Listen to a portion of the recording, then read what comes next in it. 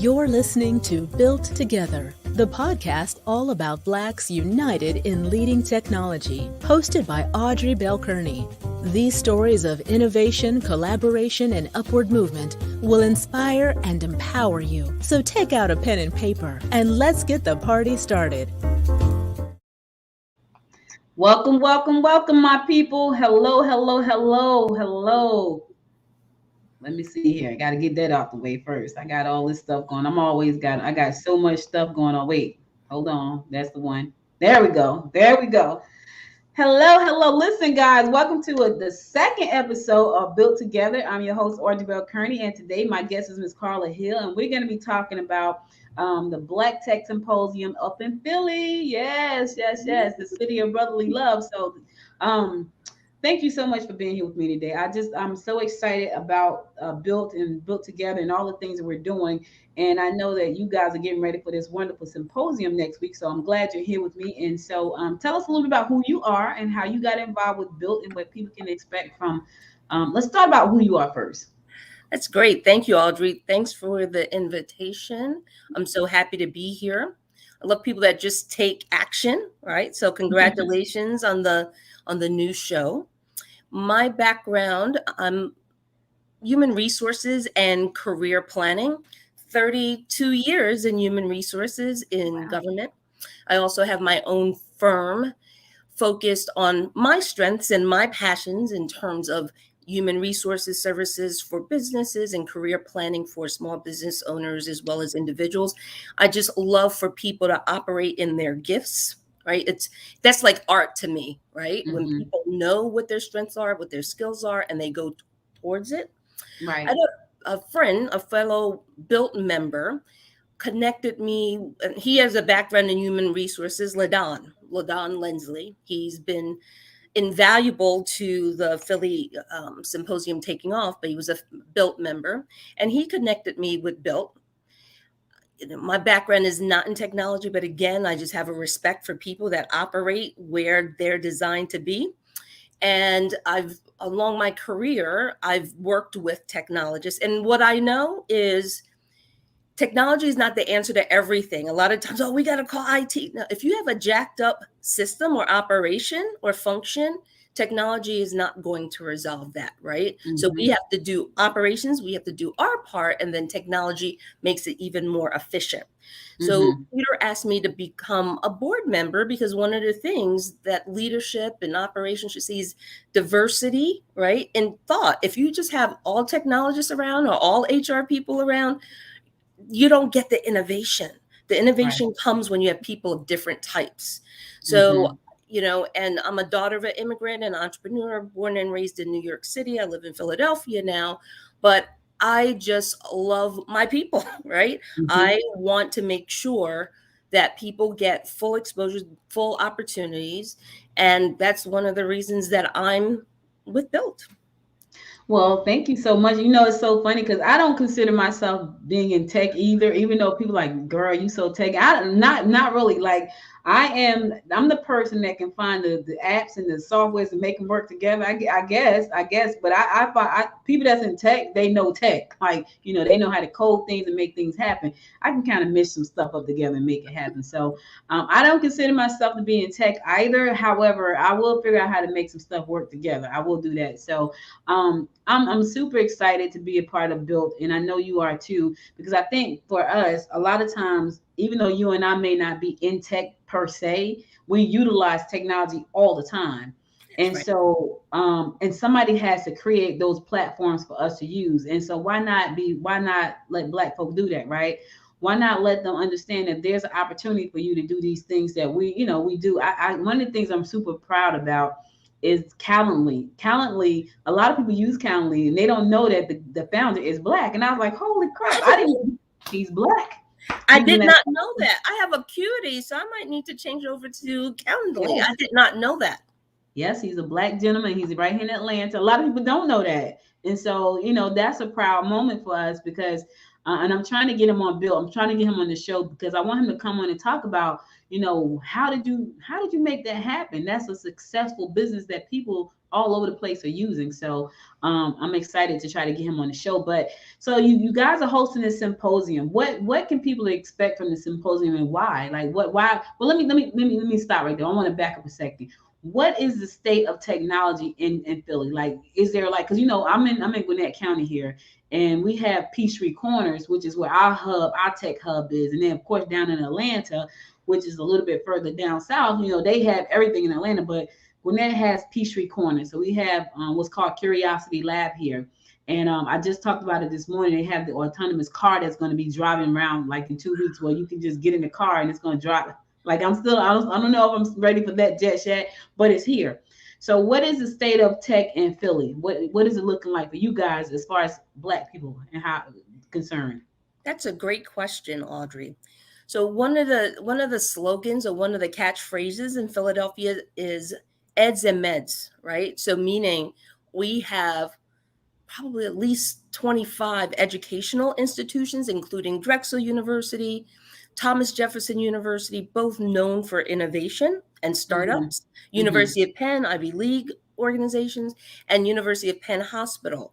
So they tend to be ahead of the curve in terms of just things that are breaking. A lot of times you don't get a lot of attention because Philadelphia is tucked in there between Washington, D.C. and New York City. But just in terms of their major institutions of being educational and research universities, right? They're just ahead of that, and just the innovation, right? That they're known for. So those are the two major areas that we think about when we think of technology in Philadelphia. Now, one of the major partners in the symposium is the city of Philadelphia, and they have really a campaign in terms of closing the digital divide, right? So they're going to be doing a presentation on digital literacy. So even though this is a tech conference, the slogan for the Philadelphia Black Tech Symposium is building bridges to success in tech. And one of the things I love about Built, it's more of an umbrella organization, meaning that it's open to all. So you might have people that are BDPA members, people that are members with Northstar and GIS, a bit even. It's making sure that there's room for everyone so you can like collaborate, right? So think about the demographics. When you go on the Built website in terms of the types of membership, you have people that we call future technologists, right? So when you think about what the content of the symposium will be, it's open to all. So that digital novice, right? The person, just like you talked about, we may not view ourselves as technologists, but we use technology. What is this right now? A podcast, right? The stream. Like we know, we navigate it because we have to use it, but technologists and the people that are innovators, they make it where we can't do without our phone, right? We can't do without our laptop, our iPads. So that digital novice that is saying, okay, I know I'm not good, but they are good because they're using it every day and they can't do without it. So one of our keynote speakers is Stephanie Humphrey. She is the technology reporter for Good Morning America. She's a Black woman. She happens to live in the Delaware Valley, in the greater Philadelphia area. And what caught my attention about Stephanie is that even though she was an engineer, she pivoted to being that person that wants to talk to people about technology, right? But users of technology, even though she knows the language, but if you go Tech Life Steph, I think is her Twitter handle. If you go there, it's all about, use this, watch out for that. She's been on a Black radio station here where it's not focused just on techies, it's focused on regular people, where she's trying to do her commitment to close that digital divide also. So we're so excited to have her as the closing keynote speaker. And like I mentioned before, the city talking about the digital divide, they're talking about their smart cities initiative, and also jobs, right? We have the HR person talking about what are the opportunities in working for the city as well in terms of IT. And then you go along. So that's the digital novice, but then it's that future technologist. One of the things, again, my passion is making sure that people have exposure to careers that fit their design. People don't know what they don't know. I'm an Mm-hmm. HR nerd, so I know that there's 33,000 different occupations in this world, right? But a lot of times parents want their kids to go in tech because you can make money, be a pharmacist, whatever it is, right? So we have a person that is certified in career planning to talk about the first step is assessing yourself, right? Where are you? Like my firm, my husband helped me name my firm, is GPS. And when you think about GPS, what's the first step in a GPS? It's calculating where you are. It's assessing first. It's not where you're going. I always ask that question. What's the first step in a GPS system? They're like, oh, you have to know where you're going. No, it always says, where are you? If somebody says, oh, I need to get to Atlanta, the first question should be, where are you? Are you coming from New York? Are you coming from California? Then I can really map out where you should go, right? So that's Mm-hmm. what a lot of what we'll be talking about in terms of the future technologies. If you are a person that is very big picture and could not see yourself in a cubicle, but you love technology, maybe GIS is for you because it's much bigger, right? It's mapping and policies, and then you bring that together. But if you're a person that a lot of people think about traditionally the stereotype that, oh, you want to be in a cubicle, you want to look at code, maybe coding is for you, but there's so many different things. So we'll have intro to AI, a specialist that talks about that, intro to GIS, intro to cybersecurity, intro to blockchain, right? For that future technologies where, hey, I'm interested, but I don't know where to go, right? And then you're really talking about that current technologists that might have 10, 15 years in the field, but it's a tough time navigating mentorships, right? Where do I go Mm-hmm. next? And that entrepreneur, right, that may not know that, okay, some of the basics, it's not just tech talent that gets you to be a successful business owner, right? So we have experts that are talking about the real things that you need to have a successful startup, as well as ERGs, right? Employee resource groups or business resource groups. What are the advantages of having that in the workplace? So I'm very excited about the content and the openness, right? No matter where you are, we are going to find a place for you. And another major theme is resiliency, building that psychological and just emotional wellness. We have a psychologist. We have the owner of Power Thinking talking about building resiliency. We have the Department of Behavioral Health for the city talking about building those tools, because we can't control what happens to us, but we can control how we respond, right? So it's Right. exercising those muscles and those habits to make sure that we're navigating appropriately. So you mentioned GIS. What is GIS? GIS is, now I'm not a techie, but it's, to me, I'm going to get geographic information systems, right? Okay. So we have Clinton Johnson, who is the founder of Northstar and works for Esri also. And he's going to be talking about GIS and its place in IT. He talks about, a lot of times, it's snobs look at, oh, that's not really IT, but he is an architectural, what is he? Architect, but architectural, I forget what is architectural engineer by profession. So he Mm-hmm. is a techie, but he is one of the most passionate people that I've seen that talks about diversity, equity, and inclusion, not just in the workplace, but among residents of cities like Atlanta and Philadelphia. So he is going to be doing a presentation on that and what type of interest you might have that might attract you to have that career in GIS. Nice. I so anytime I feel like there's an inner city or urban city, there's a lot of resources out there, but for most people, they don't know that they're there because they are really busy trying to make life make life happen.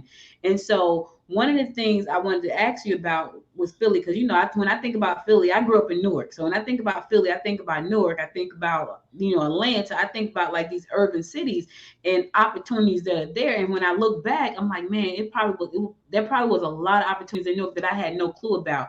So you got the symposium coming. You got these amazing guests coming. What are you doing to get the message out to them there? Like, I know that the city is partnering with you. I think that's amazing. How did you make that happen anyway? Because some cities aren't that progressive, and when you start talking about tech, it's like going to church trying to get them to change over some things. They've been doing it the same way forever. It's like, well, I'm not changing anything. How did you get the city to come on and partner with you guys on the symposium? Well, I have to give it to our executive director, Peter Beasley, who reached out to the chief information officer, Mark Wheeler, for the city.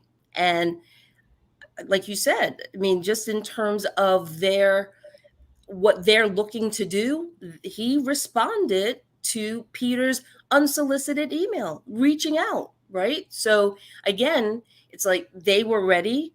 Peter took the action to connect with them, and they just said, okay, we're going to do this and this and that. So, I think that's a major benefit, right? And they're going to be doing some additional marketing for us and getting, because you're right. Why have all this great content? But we want to make sure that the people that need it, and some of our partner organizations, I'm excited about our partner organizations and our sponsors also that are helping us. So we have PACT that, I know that one of the definitions is like they're like the Chamber of Commerce for technology firms, right? And they've already started marketing on their website for us. Reviture, who is also a sponsor of Built nationally, they're partnering with us in terms of Philadelphia. They're going to have a booth there. Reviture, if you haven't heard, they are really looking for people. They have real jobs. They have jobs while you train for that real job where they will pay you. Right. And I just think being in human resources and being active in the community, people don't believe that. But they are looking for 5,500 jobs nationwide. Right. What? I didn't know it was that many. It's that many.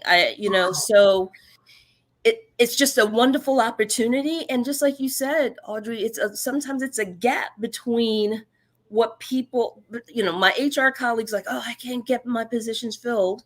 And then in the community, whether you're in churches or nonprofits, they're like, oh, I'm not getting any responses to my resume. So my hope is that events like this, organizations like this, that can bridge that gap, right? Because I'm sure you have people in your life that they're trying, they don't know that, but this is one way where we can convene with, like Launch Code is one of the organizations that'll be partnering with us. Perscolas is another. I mean, it's everyone coming there. The thing is, Bill is convening, but it's not by ourselves. The symposiums that we are holding in the respective cities are really happening and highlighting the infrastructure of those cities. So it doesn't stop at the symposium, right? We're not going to be the experts in everything, but let's say we have someone that's really interested in mapping. I remember my oldest son loved Sim City, that game.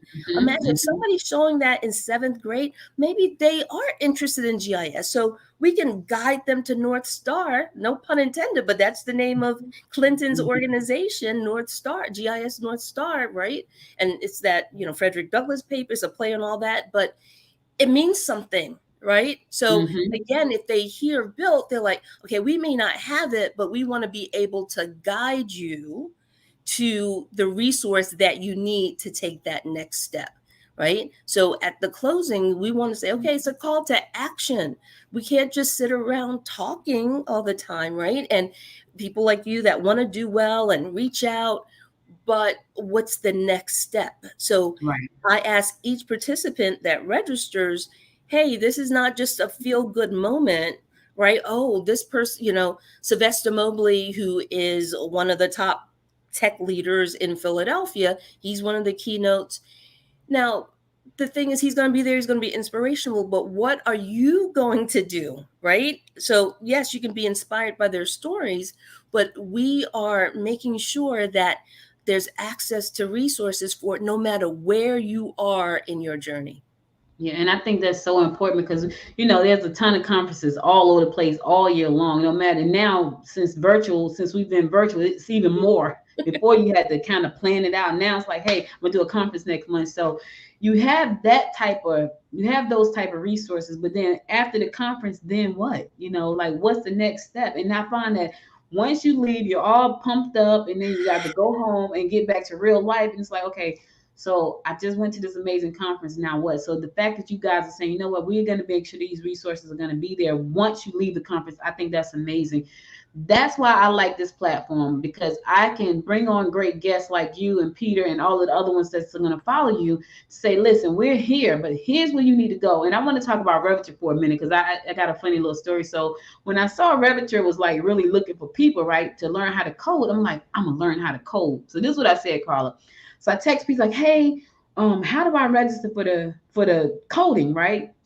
Because he said, well, when you register, you have to commit to 2 years to working for them. And I was like, oh, okay. And I was like, so now I need to commit to working for 2 years. You're gonna get paid. I'm like, okay, that wasn't the problem. The problem was the 2 year commitment. So I was like, well, Peter, maybe if I could do it at nights and on the weekends.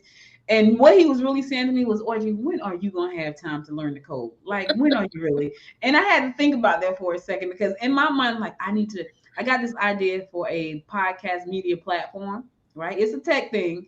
And I got this idea, and I was like, if I know how to code, this is me thinking, if I know how to code, then I probably can build it. And so people can't, because I've tried to have things built before.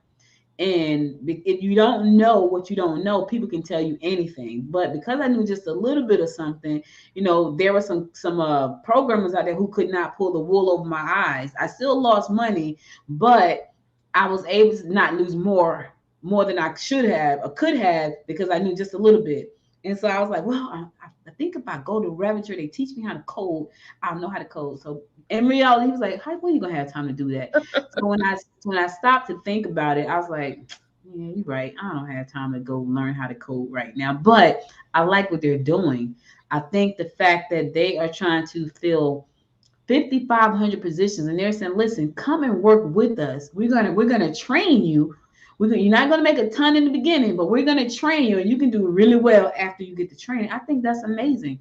I just think that's gonna bridge the gap between a lot of people. Now you're in human resources, right? I know you talk a lot to people about careers and how to, polish yourself up. What could you tell somebody who's saying, I really want to get in tech, I want to get a job in tech. I don't necessarily want to be a founder, I don't want to be a partner. I just want me a solid job in tech. What are some of the companies looking for? And when they have to go to the interview and get ready to go for that job, what are they looking for? See, what I talk about is knowing yourself first, right? Mm. In terms of assessing. What if you went to a doctor, Audrey, and the doctor would say, oh, here's your prescription.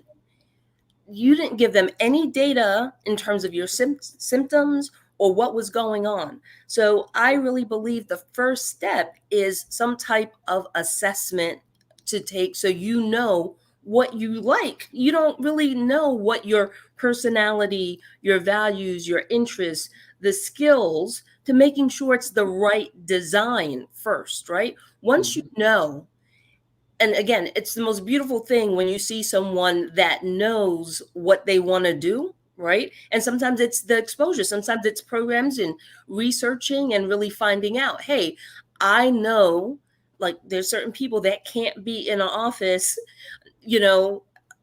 5 days a week. So exactly. So coding. Okay, really. So Peter might really, like, that's, especially if you're doing it in addition to, because what happens is when you love something, that energizes you, right? Now, people have a work ethic, so they can work hard, right? But when you are passionate and you are made to do that, you don't really get tired. But watch how tired you get when you don't really like what you do. And as Mm-hmm. a human resources person, as a person I've probably had directly of those 30 years, people, about 100 people work for me directly or through subordinate supervisors. you could train people in anything, Audrey, but you can't train them to care. One, they want to make sure that you care, right? And when I say care of whatever you're doing, that they don't have to like be over you, right? That you're going to be independent, or you're going to find out. And also that you know your design. You know that, hey, like you said, oh, I know I don't want to be in the office 40 hours a week. Then you really should, because it's going to show. People think it doesn't show. So the first thing is knowing you and figuring that out. And with, everything's online. So you can have free, whether it's Myers-Briggs, Career Direct, you can have so many different assessments just to see what's your design. I mean, and it sounds so trite.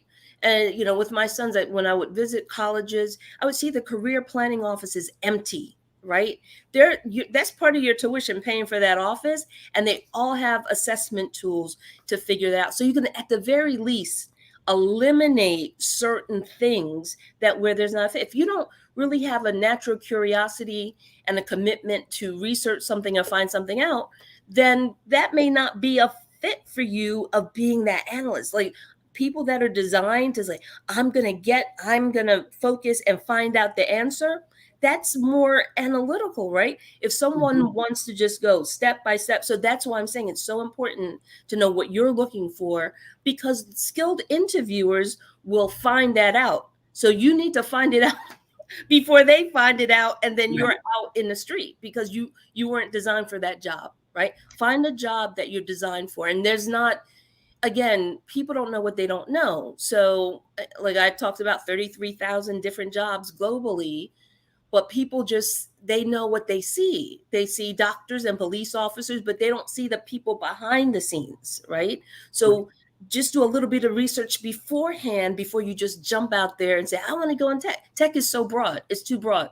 So you might have somebody that, that wants to help you, that wants to mentor you, but give them something to work with. They want to be your partner. But if you're not coming to the table with anything, right? Say, I've done some research. I know AI does this, cybersecurity. I could see myself, where could you see yourself? And then you could just eliminate, like somebody may want to be a lawyer. They see what they see on TV. Oh, I have great communication skills. I'm going to be wonderful. But they don't know lawyers, they're in their cubicles, the ones especially starting out, looking at cases, studying and reading in a cubicle. It's not what you see. So you really have to figure out and get some research about the individual occupational or area that you're thinking about.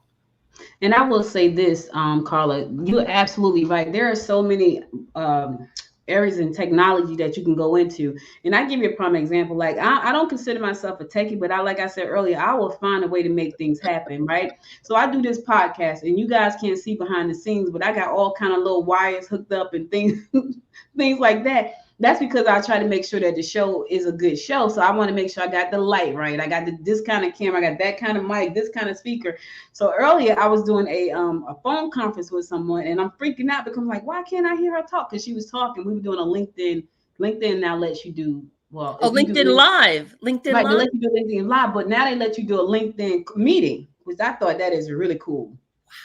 So when someone says, hey, can we meet? You just send them a meeting link right inside of LinkedIn and just, yes, it's so cool. See, that's what I'm saying, girl. I love it. I was like, wait a minute. You mean to tell me I ain't got to go to the calendar? No, you just click the link and schedule it right inside of your LinkedIn message with that person. So I sent her the LinkedIn message inside of LinkedIn. And then when we get on there, I'm like, okay, so why? I did a podcast this morning. Why can't I hear her talk? Like, she was talking, but I couldn't hear her, or she couldn't hear me. And so I'm freaking out. So even though I'm not techie, there's a lot that goes into producing this show, like even right down to the graphics and all these little things. So when you think technology, it's not necessarily always about coding. It's about, well, I want to put my podcast on Alexa. Well, Alexa is built on AI. Well, how can I do that if I don't know how to code? Well, I have to go out and find a way to do that, which I did. So, but that's a skill now that I can share with other people in the tech space without even knowing how to code, right? So I spoke about this at a conference this year, the beginning of this year, how you can take your podcast, it was a podcast conference, and put it on AI, on Alexa, even if you don't know how to code. And people are like, oh my God, can I do that? Yes. So there are careers out there. There's even businesses you can start, even if you don't know how to code. There are so many, y'all. Like, it's so many. And that's why this Black Tech Symposium in Philly is going to be so key, because now you get to talk to the people that live in this space every day. This is what they do. This is where they live. And you can ask the questions that you really need to ask them. And Karla, for you putting this whole thing together with Peter and the built team, kudos to you. I may be next, I may be next. We haven't talked it out yet, but we may be doing it here in Atlanta next. So you said something about a smart city. For those who are watching who have no idea what a smart city is, what is a smart city to your knowledge? That's another excellent question. But I just want to share your superpower, Audrey, is you will get it done. That's what I'm just like. You're not going to have anything stop you, right? So that's when I'm talking to people, that's what I'm looking for, right? Just like, and I got to mention the other people that are part of the Philadelphia Planning Symposium team: LaDon Lenslee, Kareem, Jasmine, Chloe, Yemi Afolabi. You need all those gifts at the table, right? Mm-hmm. And like Kareem, he is amazing at keeping everything together, just in terms of the project management. Project management is another IT related job where you're not a techie, but you're making sure all the details. You're like, Karla, what about this? Did you ask them this? Right? It's just keeping Chloe day and night, and Yemi right now, they are really making sure the hop-in platform. So if you decide to do it, having the right skill sets around, because you're going to get it done. Like, you're going to say, even if I would do, I'm going to get it done. So, but it's identifying that talent. And that's, any type of organization from Facebook to Amazon, it all started with a person thinking of it, right? And going through those issues, right?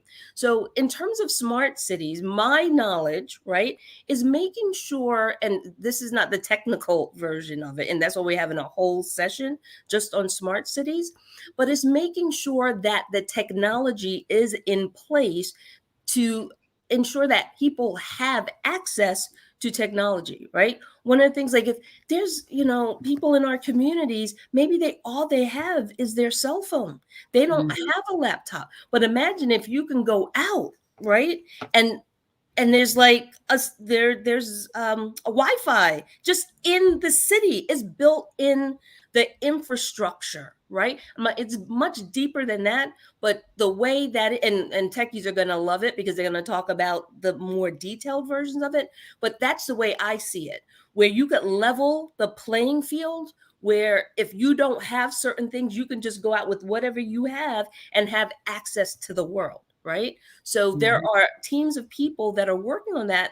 That's the way I see it as benefiting our people. Right. So again, I'm just very excited about that. The various stages where you could be that ultimate techie, and once they want to hear about the back office related to blockchain and how that. But I'm looking at it from like HR. Even, because crypto, I wasn't understanding everything, but where it caught my attention, where I saw PayPal on LinkedIn advertising for a director of blockchain. So it's here, right? It's not just techie now.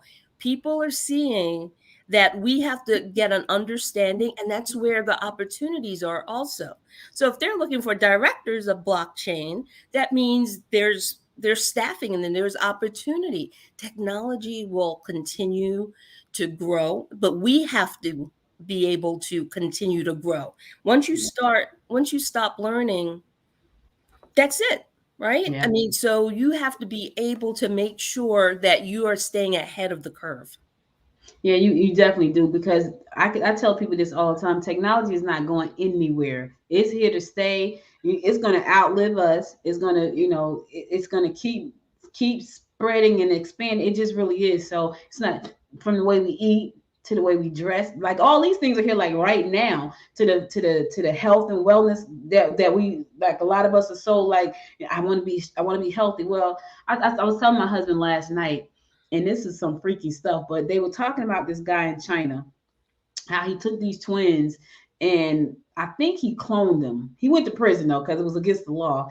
And he went in there and he took out a gene. I think the gene gives you cancer, but he took the gene completely out of their gene structure and they would never get cancer.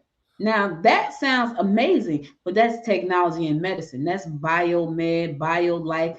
It's against the law and he went to prison, but he did it. So I'm thinking, well, what in the world? Because we got people out here just like that. So technology is not going anywhere. So that's why this symposium is so important, especially as it pertains to African Americans, because we need to be at the table. We need to be a part of these companies. We need to be launching these companies. We have some geniuses in our communities, and we need to help them bring that genius out. So this is an amazing thing. So if someone wants to, is it a 2-day event or a 1-day event? It's a 3-day event from the 19th to the 21st, October 19th to October 21st. So if someone wants to attend this, is it virtual or in person or a combination of the two? It's completely virtual. So wherever you are, you can attend this conference. I'm going to bring up so in order to register, you're going to blacktechsymposium.biz. Okay, I'm gonna put that in the comments and pop it right up there. Great. www.blacktechsymposium.biz. And it's from noon to 8 Eastern Standard Time to get people that are working, right? People that may be working a full-time job. There's still things that you can see after work, right? So again, take action, register. If you're a Built member, you'll get the recording, but everything's better live if you can go there live. And just make sure that you're in the place. blacktechsymposium.biz. There it is, blacktechsymposium.biz. Listen, guys, I hope you enjoyed this interview. And if you are thinking about getting in the tech space, this is a great opportunity. If you're in the Philly area, reach out to Karla. She's over on Built. You can go to builtinternational.org and you will find more about Karla. And how can they reach out to you, Karla, if they want to reach out to you? Yes, they can reach out to me via my email address at karla@gpscareerandbusinessstrategies.com.